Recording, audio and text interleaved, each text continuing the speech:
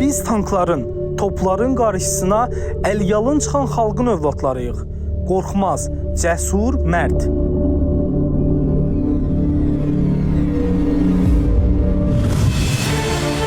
Günlük Vətən müharibəsi bunu bir daha sübut elədi.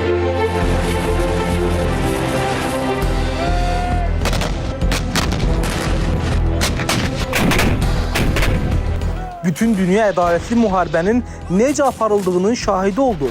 Döyüş vaxtı ordumuz düşmənin bir mülki obyektinə belə silah tuşlamadı. Bu elə müharibə idi ki, xalq öz ordusu və ali baş komandanın ətrafında yumruq kimi birləşdi. Ata ilə oğul, İki qardaş eyni səngərdə döyüşdü. Oğlu şəhid olan ana göz yaşlarını silib, qürurla mənim oğlumun nişanı da, toyu da, bayramı da onun bayrağıdır dedi. Azərbaycan xanımı şəhid yoldaşının tabutunu son mənzilə öz çiyinlərində daşıdı. Bu birlik, bu gücdən ilhamlanan Azərbaycan əskəri 30 illik əsarətə, ədalətsizliyə, cəmi 44 gündə son qoydu. Hərbi əməliyyatlar nəticəsində müzəffər Azərbaycan ordusu Cəbrayılı, Füzulini, Zəngilanı, Qubatlını, Qarabağın baş tacı Şuşanı, ümumilikdə 300-dən çox yaşayış məntəqəsini, kəndləri, mühüm strateji yüksəklikləri işğaldan azad elədi.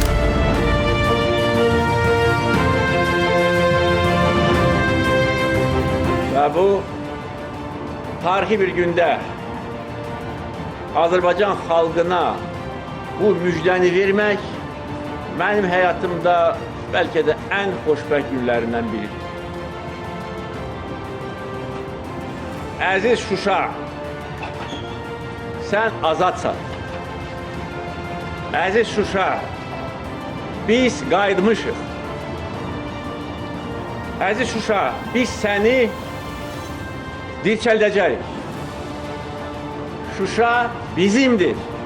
Qarabağ bizimdir. Qarabağ Azərbaycandır.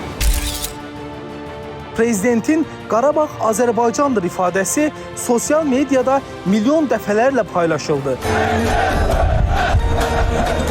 Hər tweet, hər müraciət, hər paylaşım xalqın mübarizə gücünü ortaya qoydu. Təkcə torpaqlarımız işğaldan azad olunmadı. Ruhumuz da xəcalətdən qurtuldu. İndi hər dalğalanan üçrəngli Azərbaycan bayrağı, hər şəhid məzarı bu zəfərin qalibidir.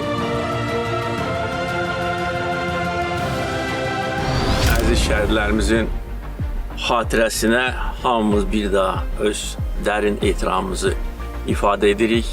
Bu günə görə biz onlara borcluyuq. Bu həqiqətdir. Nə qədər dövlətin gücü olsa, nə qədər silahı olsa, nə qədər düzgün hərbi əməliyyatlar planlaşdırılsa da, qələbəni əldə edən əskərdir, zabitdir. O gedir. O sinəsini qabağa verir. O ölümə gedir. Və bayrağı da qaldıran odur. Onların qəhrəmanlığı heç vaxt silinməməlidir və silinməyəcək. Bizim yaddaşımızdan və bugün onların ruhu şaddır.